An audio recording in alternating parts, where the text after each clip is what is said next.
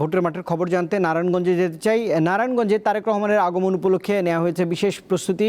সেখান থেকে গৌতম শাহ বাড়তি তথ্য নিয়ে যোগ দিয়েছেন। গৌতম, কখন নারায়ণগঞ্জে পৌঁছতে পারেন তারেক রহমান আর কর্মসূচির বিষয়ে বিস্তারিত জানাবেন। আজ থেকে তো ভোটের মাঠে প্রচারণাও শুরু হয়েছে, সে খবরও দেবেন।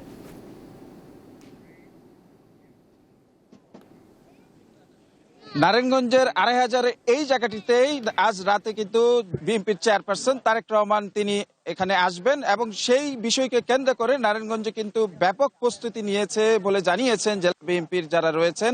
আমরা যে বিষয়টি দেখেছি, এই যে পথসভার যে জনসভা স্থলটি প্রায় শ্বাস রব, প্রতিটি স্থানে আমরা যে ব্যানার ফেস্টুনে সয়লাভ হয়েছে এবং নেতাকর্মীরা ইতিমধ্যেই কিন্তু তারা উৎসাহ উদ্দীপনার মাধ্যমে তাদের যে দলীয় পতাকা রয়েছে ব্যানার ফেস্টুন নিয়ে আসতে শুরু করেছেন।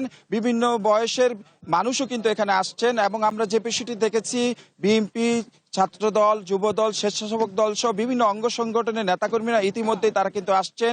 অনেকে দেখা যাচ্ছে দানের যে দান মরিয়ে তারা কিন্তু শরীরে এখানে কিন্তু প্রতীক হিসাবে আসছেন। আমরা যে বিষয়টি দেখেছি, এখানে যে আজকে যে নারায়ণগঞ্জের যে 5টি আসনের দেওয়ার কথা রয়েছে তারেক রহমান, এবং এখানে তিনি এসে বিশেষ বার্তা দিবেন বলে আমরা যে বিষয়টি জানতে পেরেছি। ইতিমধ্যে তিনি হবিগঞ্জ থেকে রওনা দিয়েছেন এবং আমরা যে বিষয়টি জানতে পেরেছি, নারায়ণগঞ্জে এই যে আয়োজন ঘিরে প্রায় লক্ষাধিক লোকের সমাগম হবে বলে আমাদের জানিয়েছেন নারায়ণগঞ্জের জেলা বিএনপির যিনি রয়েছেন অধ্যাপক মামুন মামুন। এবং এক প্রকার উৎসবের আমেজ কিন্তু বিরাজ করছে নেতাকর্মীদের মাঝে, উৎসাহ উদ্দীপনা দেখা যাচ্ছে এবং তারা কিন্তু উচ্ছ্বাসিত উদ্ভাসিত আমরা দেখতে পাচ্ছি।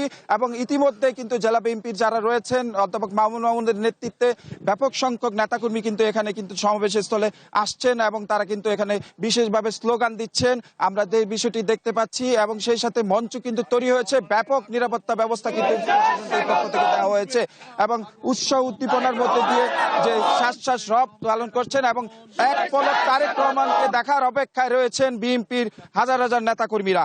এই ছিল আসলে আমার কাছে নারায়ণগঞ্জের পথসভার সর্বশেষ তথ্য। গৌতম শাহ নারায়ণগঞ্জ থেকে যোগ দিয়েছিলেন।